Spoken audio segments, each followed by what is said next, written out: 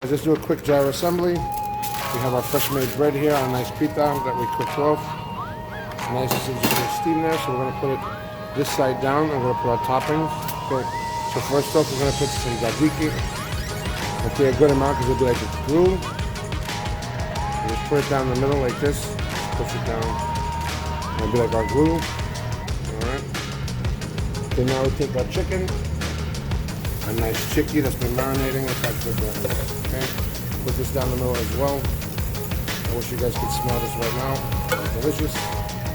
Okay, not too much because then it will close. Alright. And now you can put your toppings. I like to put some tomatoes. Just put them down the side like this. In Greece or in other countries, as well in Europe, they would put French fries. I'm sorry we couldn't get any French fries and I didn't have time to make it, but definitely next time. Alright.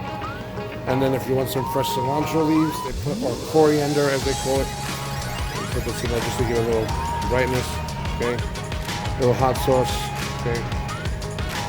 If you want. I have some sriracha. There's also a thing called the sauce, which is almost like a little special sauce, but just with a little bit, okay? And it should come out, okay? Just a little bit. You could also add some more oregano or some hot or sweet paprika they do as well. So we're going to take this, okay, we're going to just fold it in like that. Bread, but look how nice and fresh our bread is, just bending nicely. And we'll go, because you want to just have some of it exposed, and I'm going to tuck it under, almost like rolling sushi, and bring it over like this. Don't turn the gyro, okay, and then bring it up in your hand, and then kind of, and you're going to crumble it underneath like that. Okay, and then you have your beautiful, nice homemade gyros. Okay, enjoy.